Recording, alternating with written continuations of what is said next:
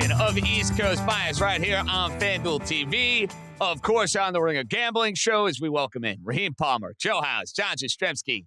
Super Bowl 59 is set, and it's deja vu all over again. It'll be the Chiefs and Eagles, just like it was 2 years ago in Arizona, where we had a tremendous Chief-Eagles Super Bowl. It will be Kendrick Lamar instead of Rihanna this time around, and we'll see if the game lives up to what we had 2 years ago. House, it's now a couple of days removed. A lot of the post-AFC, NFC championship narratives have kind of concluded. If you're a Buffalo Bills fan, are you looking at another loss to Mahomes and another loss to the Chiefs saying to yourselves, hey, we're losing to the Michael Jordan of the NFL at the moment, and sooner or later we're going to get our chance. Sooner or later it's going to be our time. Or do you look at the other way and say, hey, Josh Allen's been one of the best quarterbacks in the NFL for the last 5-6 years. The Bills have won their division every single year since 2020, and there's not one Super Bowl appearance to their ledger. Now that the dust is settled, if you're a Buffalo, you're saying, hey, we're close, we're right there, we're going to get back? Or are you just feeling this feeling of like despair of when is this going to happen for us? Probably, JJ, a little bit of both, to be honest with you. I'm a glass half full kind of guy anyway, and I'm in a glass half full mode because my own Washington football team, what they did for me and my overall spirit when it comes to looking at bright futures, I'm feeling very positive, but I think that the Bills were right there. I mean, that game came down to a couple of plays, and over the course of the season, it was a season where the Bills went to Kansas City for that game really because of a handful of plays, and everything ran Kansas City's way in terms of these one-score outcomes, these very unexpected victories at the end of the season. The Bills were not very far behind, and all the advanced analytics supported the idea of the Bills. It's why the line flipped. It's why the Bills opened, so close, and the way that matchup was lined by the books.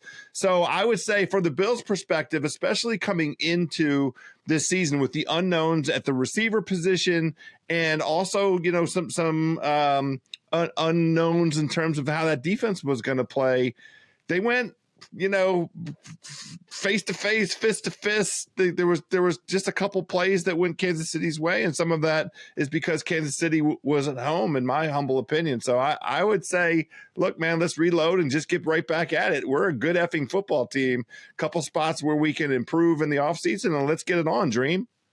I'm glass half empty, and I look at the Buffalo Bills, and I feel like they've been right there for the last 4 years. You go back to 3 years ago, they had that game won, and they don't squib kick it, and in 13 seconds, the Kansas City Chiefs, they tie it up. The following year, they get beat by the Cincinnati Bengals at home. The following year, they have home field advantage throughout the postseason. You got Kansas City on your own turf, and you still can't get it done. This year, you're up 1 point with the ball. You have a chance to take it into an 8-point lead or a 9-point lead in the fourth quarter if you decide to go for two. They get stuffed on 4th and 1. And you could blame the refs, but as I always say, when you're not the A side, you got to knock the champion out. That fails.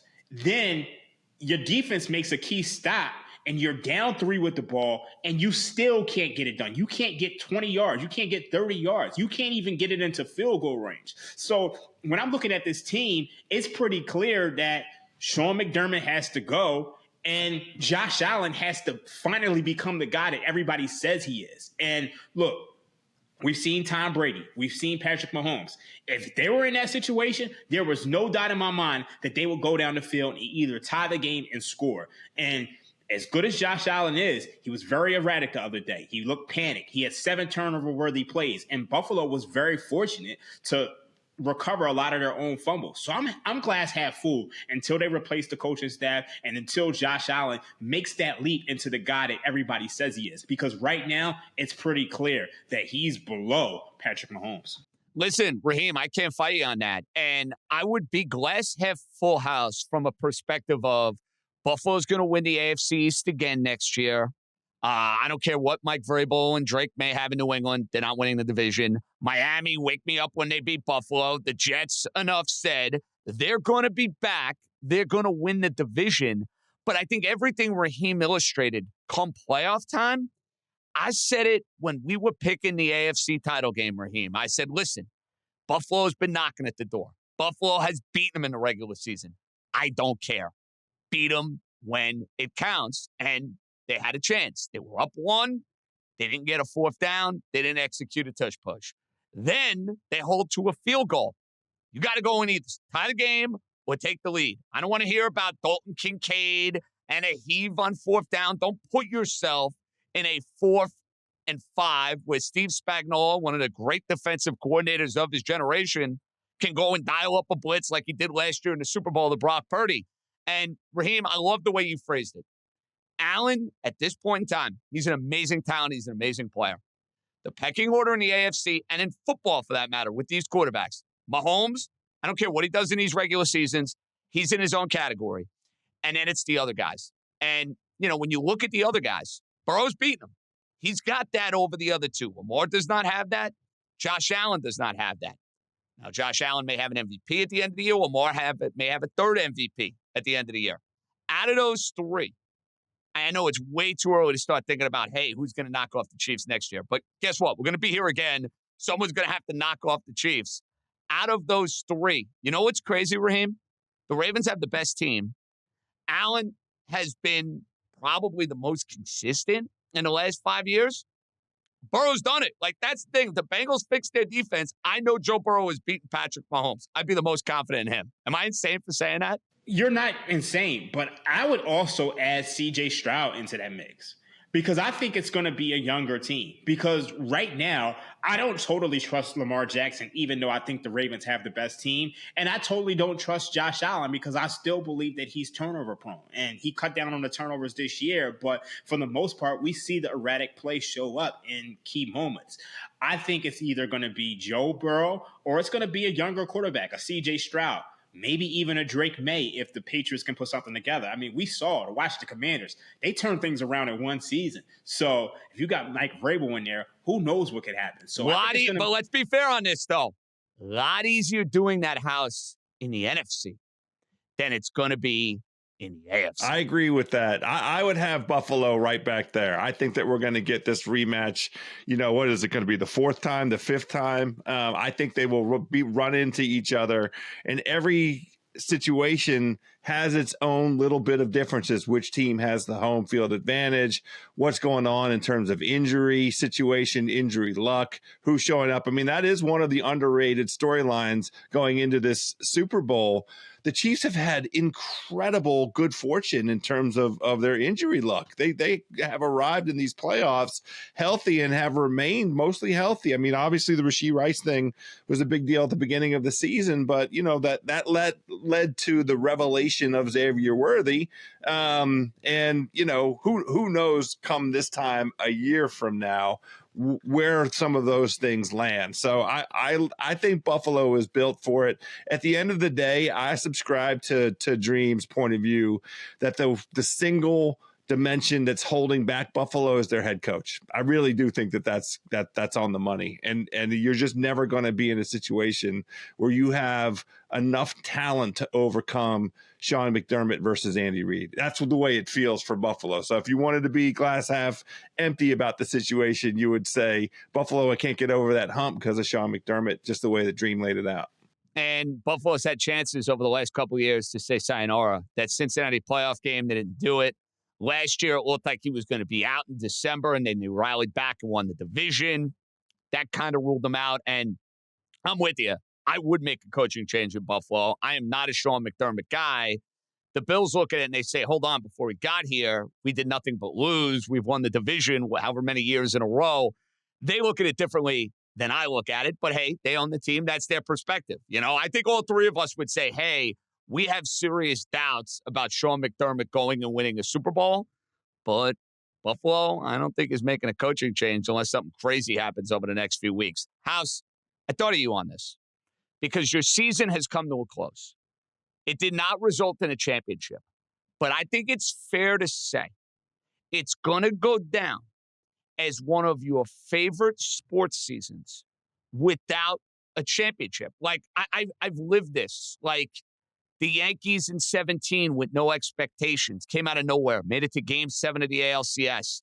Was like the most fun ever watching the Yankees with no expectations, kind of playing that role of an underdog. The Knicks, each of the last 2 years, to be honest with you, have given me those sort of years where it's like, hey, all right, it didn't go my way in the postseason, but like I come away at the end of the year just feeling oh so good. Is this, for you, the most fun season you've had for any of your teams without a championship? Easily. Then there's nothing that comes close. This was the resurrection of a franchise. You have to understand, like, living here in Washington and having the football team taken away from us, taken away from the community, having that bond that this community, that the entire DMV with the previous iterations of the Washington Redskins and what the Washington Redskins meant to this town in the late 70s through the 80s into the early 90s, the identity of this town tied to that football team and the successes of that football team and the galvanizing effect. That it was a transition time for the city.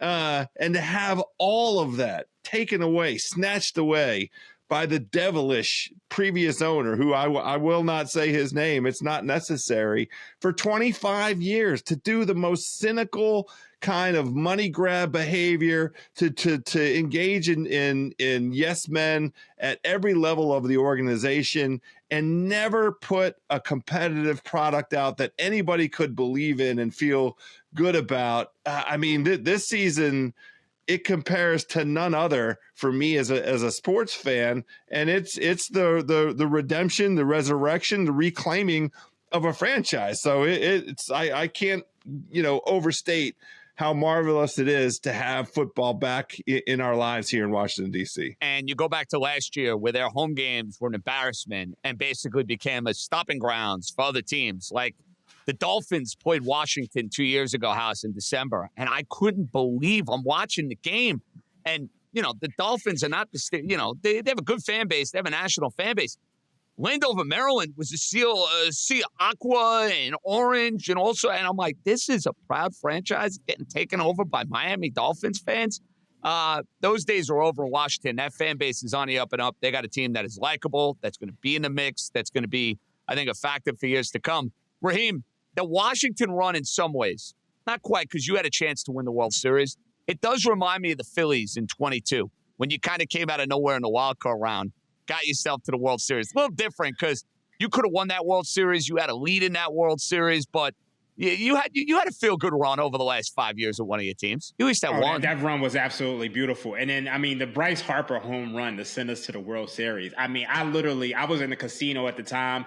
I jumped on top of a table because I was so happy. And it was just I don't think there's any run throughout Philadelphia sports history outside of the Allen Iverson run that has rivaled that run outside of, maybe runs where we won the championship. And I'm not an Eagles fan. Speaking of a Philadelphia sports team, we have a lot to get to when it comes to Super Bowl 59. And when we come back, we'll break down the initial line. We'll discuss whether it's fair or foul. And we'll also get into, hey, Chief fatigue, or are you actually getting to a point where you're psyching yourself up for this game? Because I have a pretty strong stance on how I feel about the quote-unquote Chief fatigue that I'm hearing. And I've been there. I've been banging that drum for a couple of years.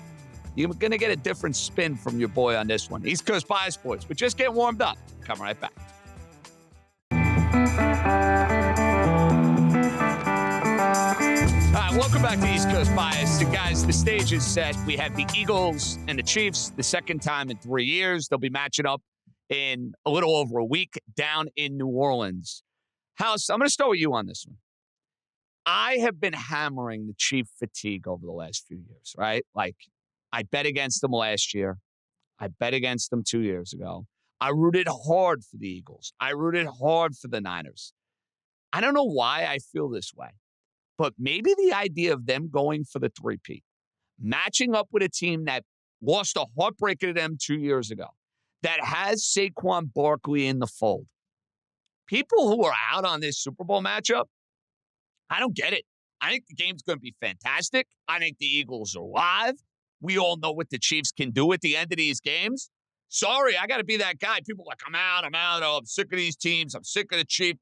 House, I think this could be a tremendous Super Bowl. I really do. I don't know any of those people. I don't know anyone who's out on this. I mean, I've heard a lot. I've heard a lot over the last few days. These are people that hate sports then, because this is an opportunity for one franchise to establish a level of greatness that's never been seen. Like, I don't understand the idea of that kind of challenge for anybody that calls themselves a sports fan.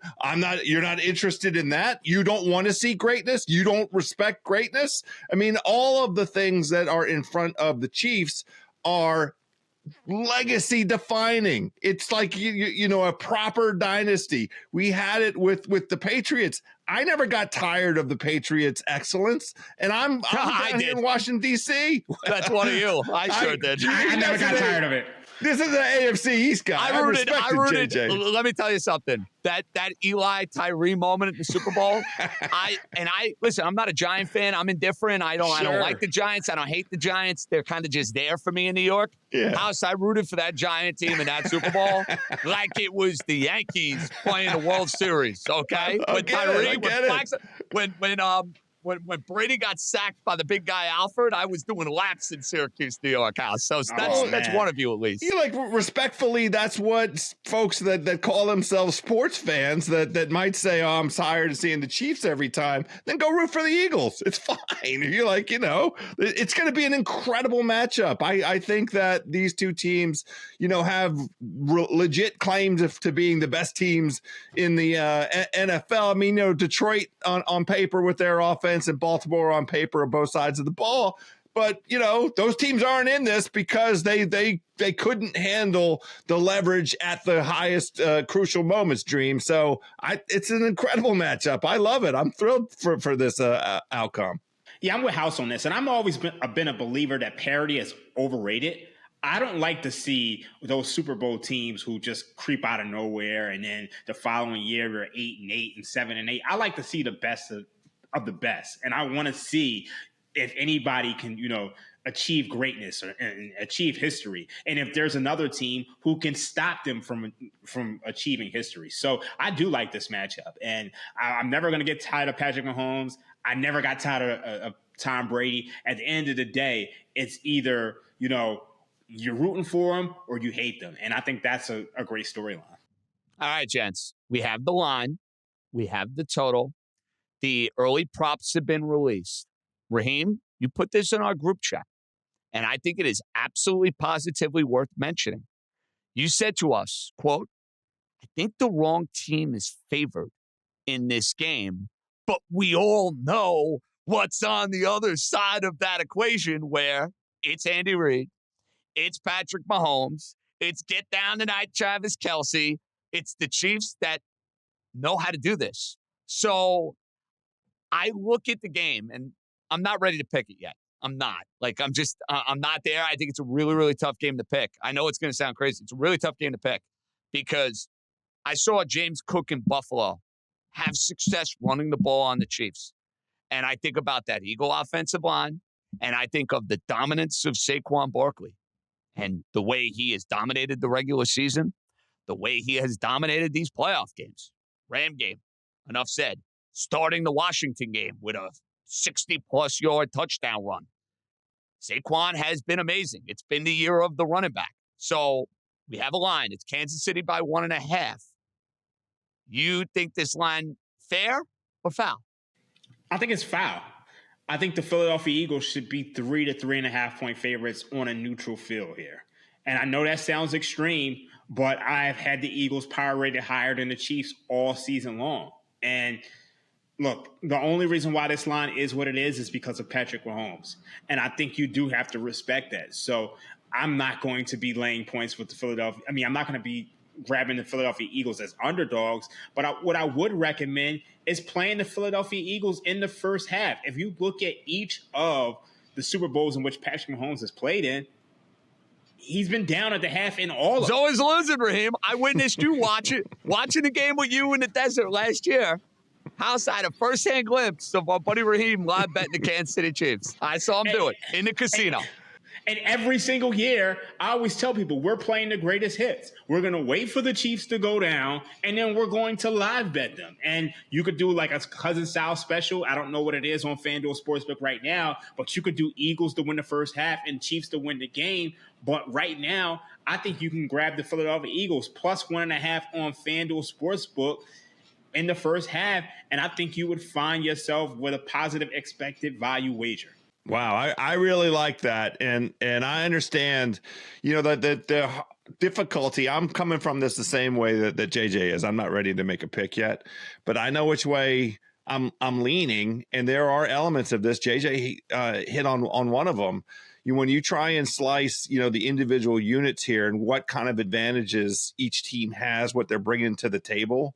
Couple things that are noteworthy. The way that really since like week 14, week 15, this Kansas City run defense has been nowhere near the caliber that it was earlier. And a whole bunch of guys keep having very high games relative to their own performance over the course of the year. Big rushing games. Joe Mixon had a big rushing game. James Cook had a big rushing game. I think, some of us might argue that both Houston and the Buffalo Bills should have made sure those guys got even more touches because of how effective they were in the efficiency. But in terms of, how to play the thing all together, I do have a best bet already that does involve a side and a total. I'll save it until the best bet segment. But I'm not like in terms of predicting the outcome, I'm not there yet. I have a kind of bet that I like that's been one of my hallmarks over the course of these playoffs, and I'm going to go ahead and make that bet. But there are certain aspects of especially on the Kansas City side where I have things that I want answered about where they are right now. Part of the difficulty for sure, JJ, is the fact that the Eagles and the Chiefs played radically different schedules. So trying to parse the schedule, like the Eagles really had a nice, easy run of it this season. Like if you look at, the teams that they had, the number of teams off their schedule that made two the with playoffs. The Giants helps. We know that. Right, for sure. Yeah. Two against Dallas helped too. I mean, they ended up catching some teams in a down mode this season, and they got healthy after the first, sort of quarter of the season where they experienced all their injuries. I mean, the blowout loss to Tampa, they didn't have anybody to put on the football field, and the Saints loss, was one of those hiccups that happens at the beginning of a football season. Fortunately, they didn't fire Sirianni, but these are the kinds of things we're trying to slice and dice, and we're trying to come up with a holistic perspective on what to do here. So 2 years ago when they played in this Super Bowl, Jalen Hurts had an unbelievable success, House. He played a great, great game. I'd make the argument, I think it's the best game I've ever seen Jalen Hurts play, quite frankly. He was on fire. Right. I mean, I watch football every week. The Eagles have played their fair share of big games, nationally televised games. I can't think of a better game that Jalen Hurts has played in that sort of environment, in that sort of spot. He has not been that quarterback this year. Now, House, you saw it in Philadelphia. He threw the ball a lot better. The biggest play in the game in the second quarter, other than some of the Washington turnovers, that 4th and 5, down the field, dropped the dime right into A.J. Brown. To me, Philadelphia's got to rely on their running game. They got to rely on Barkley. But with the way Spags is going to blitz, he's going to have to be able to hit a couple of those big plays down the field. And that, to me, is a must if Philadelphia is going to stop this repeat. We got to be talking about Jalen Hurts having that sort of positive down-the-field success, exploiting a blitzing defense at Kansas City. That's a must to me. Totally agree with that. Oh, they've been good to us. They sure have. But I still think that number is still pretty low. And I also think you can grab some Goddard props on the alternates. I think, right now, House mentioned that, Goddard's prop is in the 51.5, but I think you can go alternate at plus money. I think you can get him 70 plus yards at plus 210, and I think you'd find yourself in a good position. So I agree with House. I think you're going to see more passing attempts from Jalen Hurts, but I also think Dallas Goedert is going to be the beneficiary of that. So, Raheem, if you look at the Kansas City side of things, the divisional round, Travis Kelce was a monster. Put up insane numbers. He scored a touchdown, caught a zillion passes. He had a long reception. He was over 100 yards. He did not have the same success in the Buffalo game. Now, the Buffalo team had major liabilities at the cornerback spot. And you saw Worthy and you saw Hollywood Brown. You saw Juju Smith-Schuster go for 60-plus yards. We watched Zach Ertz go and have a monster game against that Philadelphia defense. And we know Super Bowl markets are going to be inflated. You're going to pay a tax. It's going to be not the same sort of prop numbers maybe that you get there in the regular season. Dream, I think come Super Bowl time, Mahomes goes back to the well here. Ertz had success, throw to the tight end, when in doubt. You got to figure this is going to be a big Travis Kelce kind of day, right? Oh, yeah, without a doubt. And I think, especially with Travis Kelce getting up there in age, you have to wonder if this could be his last game. At a time where it's crucial, you got to expect that they're going to go to him. And I think, if this is his last game or, maybe his last Super Bowl, I think they're going to go all out. So I agree with you. But, one that stands out to me is Patrick Mahomes over 5.5 rushing attempts. If you look at Patrick Mahomes throughout his postseason career, we know that he runs the ball a lot more. And I think that 5.5 is very low. And then you also get the upside of the fact that kneel downs also count for rushing attempts. So I think 5.5 is it's really low. He had 11 rushing attempts last week against Buffalo, 7 the week before against Houston. So 5.5, it's at minus 138. You gotta lay a little bit of juice, but I think the juice is worth the squeeze here. There's no doubt about it. I've been on that. It was 4.5 in each of the 2 previous games. Rush attempts by Patrick Mahomes, with that number of 4.5. Those both cashed so easily. And part of the challenge in looking at the quarterback rushing props, because we were all as a group looking at quarterback rushing as a secret sauce, and we tried to play it, in a smart way. Different teams were able to cabin up some of the yards. In fact, my guy Jaden Daniels did not get to either attempts or yards in the game against Philadelphia because the game script went the way it went. But the attempts has been a rich source of cash ticket for the East Coast bias boys. Now, this is more of a general question. House, for you specifically, with these props, Super Bowl time, is there now a juice limit for you where, Raheem's talking about minus 135, which I think we can all agree is within the limit of, hey, we're cool with this. We're all right playing it. When does it get, now I know if you're getting involved in the SGPs and you want to throw something in the SGPs, that's a different conversation. But for you, what is like the point of no return on these props? Is it 150? When does it become too rich for your liking? I don't like to lay anything just in general at minus 175, and we'll see as this sort of plays out. If the books start toggling some of these totals and they fall into an area that I really like, I will be willing to lay juice between that minus 150 and minus 175. But anything over minus 175, I'm disinclined to mess with. Dream, is there a general rule you have on those? No, there isn't. I think the biggest thing is that value is value. So let's say if you're looking at something at minus 200, that denotes that your break-even rate is 66.6% of the time. So if I project something that, should win 70, 80, 90% of the time, that minus 200 actually has juice. And one of the things that you'll see from a lot of professional bettors during the Super Bowl is that they like to play those bridge jumper props. And what I mean by bridge jumper props, let's say something like no safety. How many Super Bowls have you seen where there's no safety? And occasionally you'll have a safety in the Broncos-Seahawks Super Bowl, but for the most part, you're not going to get a ton of safeties. So you'll have professionals who say, you know what, I'll lay the minus 700 on no safety, because I feel like I have an edge there. Now, obviously, if it loses, it hurts your pockets. But a lot of times those bridge jumper props are very popular, let me take that back. A lot of times those bridge jumper props are very popular in the professional sports betting community. Well, that's the sort of feedback that we need from the professional community. Although the professionals, not such a great 2024, especially early in the year, but seen a market correction these last couple weeks. When we come back, we'll try to figure out this Eagle team. Are they better than the Eagle team that showed up to Arizona 2 years ago? I think it's worth mentioning. I think it's worth discussing. And sometimes the group chat should be renamed the segment here on East Coast Bias because it feels like a lot of our material comes from here.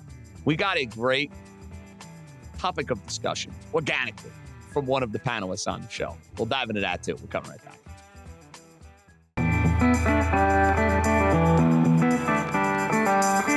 So the Eagles are back in the Super Bowl, boys. Second time in the last 3 years. House, I don't actually think it's close.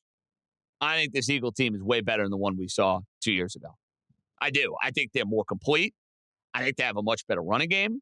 I think they're better coached with their coordinators. I mean, Fangio, been there, done that. Kellen Moore, Steichen, all right, you want to call that a wash, so be it, call it a wash. But even with the loss of Kelsey, and even with Hassan Reddick not being there, I think they're better in the secondary. I think they run the ball much, much better. I'm going to say 2024 Eagles better than the 22 Eagles. Agree or disagree? Strong agree. And a lot of it comes down to how they were able to retool on defense. I mean, the Jalen Carter revelation, what he's able to do interior wise. And they have two rookies playing corner who are rated, top 10 quarterbacks in the NFL. The single biggest, difference is Nakobe Dean being out for the Eagles in terms of that linebacker role. Because if he was playing, and a lot of the good numbers that this Eagles defense put together over the course of the season had him, part of the mix. But I'm more interested in their ability to slow down this Chiefs offense, which I think is kind of stoppable. I do think that. And the Saquon thing just is a whole nother level. It's a whole nother discussion. That offensive line with Saquon, that it's a marriage made in heaven if you're an Eagles backer, an Eagles fan. So I think on both sides of the ball, to me, this is far superior Eagles team.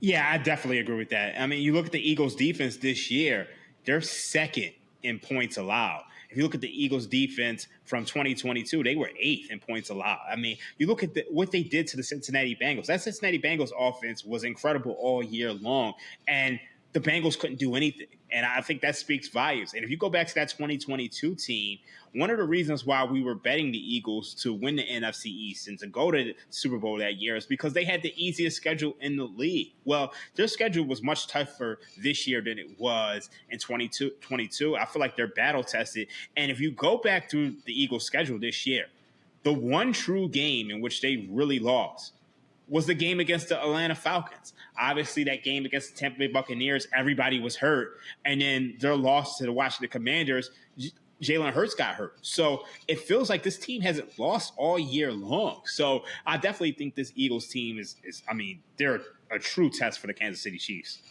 Now, you brought this up in our group chat, Raheem, and you brought up all of the Mahomes Super Bowl opponents since Patrick Mahomes has been in the league. Tampa's got to be number one.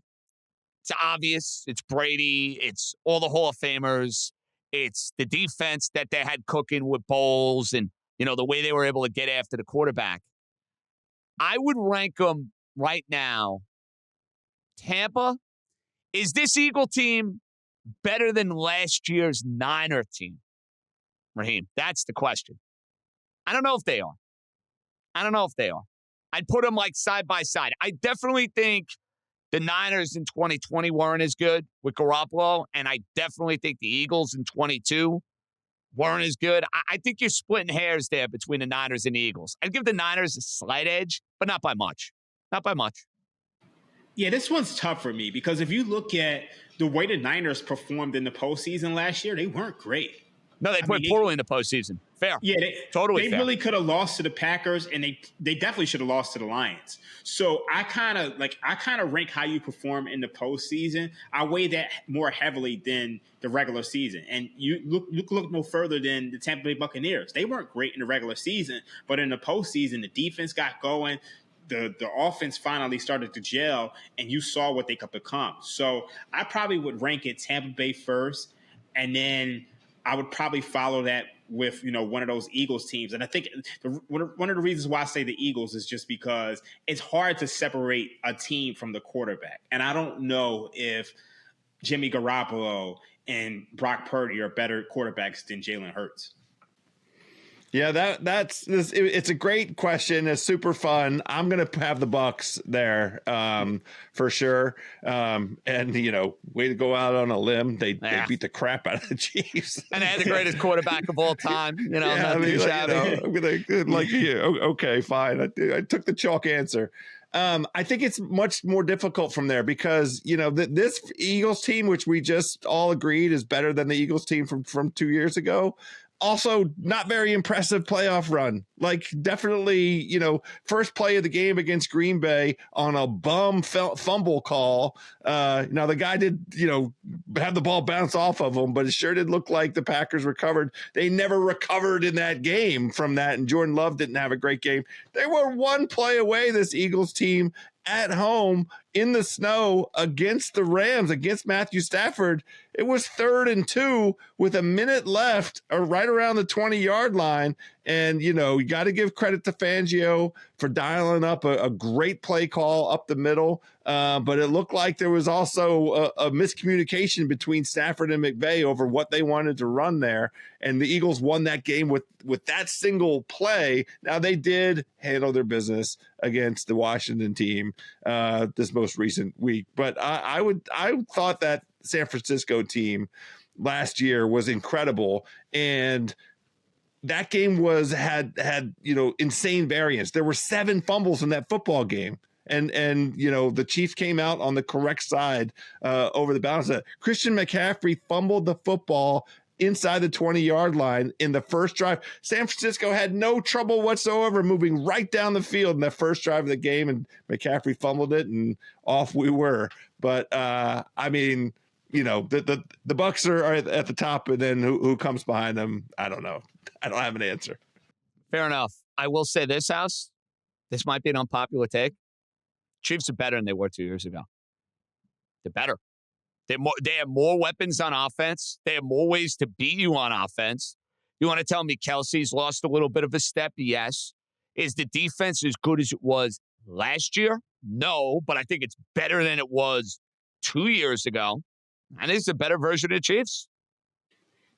I don't have a good argument against that. The one thing I wonder about, and we're going to see it. The Chiefs can't run the football. Now, Pacheco being hurt is a problem for them because he's clearly not the guy he was last year. Right, he's not 100%. And they can't give the ball. They can't give a dozen carries to Kareem Hunt. He's not built for it. So that's one area of it where I think there's a difference for the Chiefs. Like the Chiefs, are best when they're at like a multiplicity of options offense wise.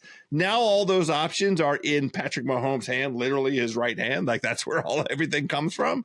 And they can do all kinds of stuff, right? They can run their jet sweeps. They can do bubble screen. They can do all kinds of invent ways for Mahomes to get rid of the ball and play it long and short and ball control. But it's all Patrick Mahomes. That's a lot of pressure. Now he might be up to it. He sure has been up to it thus far. I think it's so interesting. The Chiefs might be better than they were a couple of years ago, but I think Patrick Mahomes, at least statistically, has been worse. That's true. You can't argue it. I mean, the season that he just had, that didn't compare to the season from 2 years ago. Gents, we come back. I got to pay my electric bill. I don't know what happened to my lights. They went off in the middle of the show. A little creepy. I might have some ghosts visiting me as we're finishing up East Coast Bias. We'll take a look in the association, what's exciting us for the month of February and the deadline ahead. And we'll have some early best bets. Not on the side necessarily, but there's a lot of things to bet in Super Bowl 59. We're coming right back. All right, boys. At this time next week, the NBA trade deadline will go down. And for what it's worth, the NBA's got a problem, and I'll tell you what it is. Move the trade deadline to this week or the week after the Super Bowl. For a league that is supposed to be, House, hyper aware of exposure and talking points and everything that comes with it, you're not upstaging the Super Bowl, ladies and gentlemen. Come on, NBA office. Get it together. Next year, move the deadline to either this week or move it the week after the game, for goodness sakes. Be that as it may, House. If there's something you're watching now between today and next Thursday, you got something for me? I really don't. I mean, the only, intrigue out there is where will De'Aaron Fox land and what's going to happen with Jimmy Butler. And I don't have, the early read on De'Aaron Fox is possibly going to San Antonio, which I personally would love because I have a nice suite of tickets on San Antonio making the playoffs this season.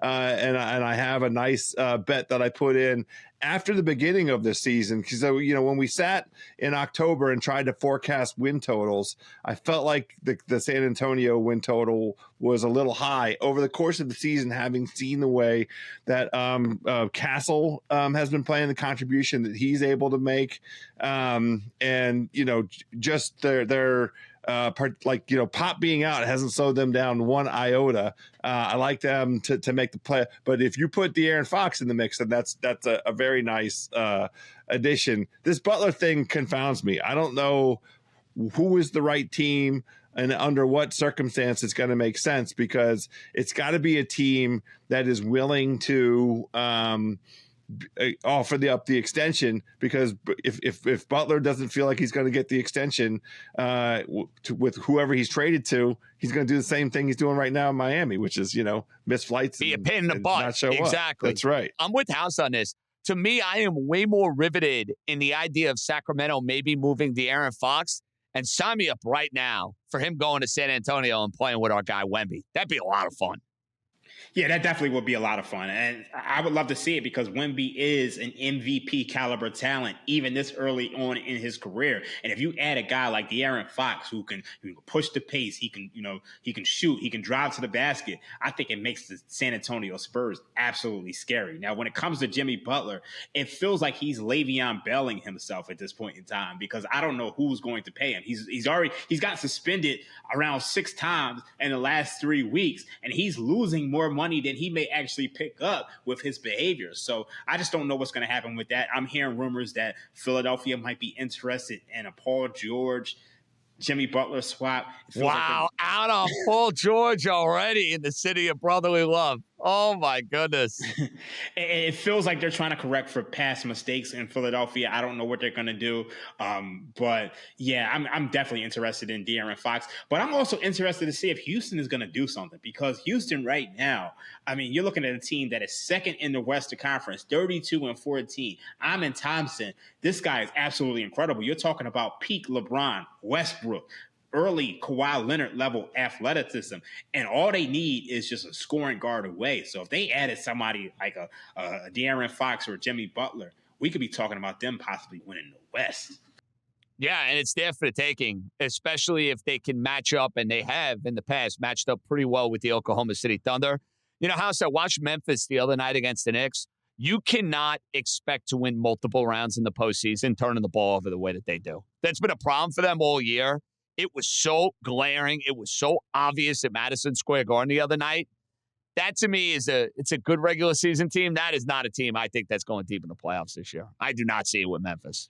I'm with you, and I don't want it to sound disrespectful. Memphis is having an incredible season, and Triple J especially, has taken it up a whole nother level in terms of his scoring efficiency. And considering the past 2 seasons, where they were, the depths of what they had to go through because of Ja with his suspensions and then his injury situation. But considering where they came from, and the season that they're going to end up at, they're very much in the running to be top 4 in the West. Congrats to Memphis is what I would say on that, JJ.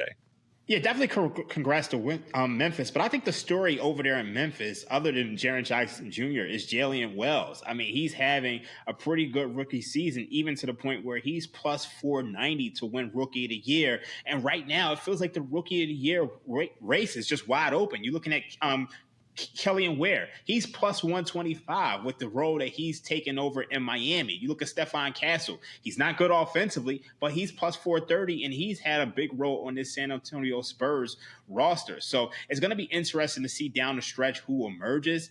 Right now, it's tough to make a bet on anybody, but, like Jalen Wells is playing pretty well. Zach Edey is playing pretty well. Somebody has to emerge. I mean, I think Ware's probably the favorite for a good reason, but it's a very interesting race.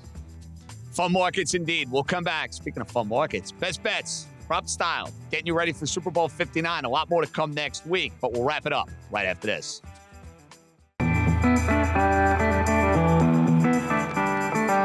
Before we say goodbye, some parting gifts.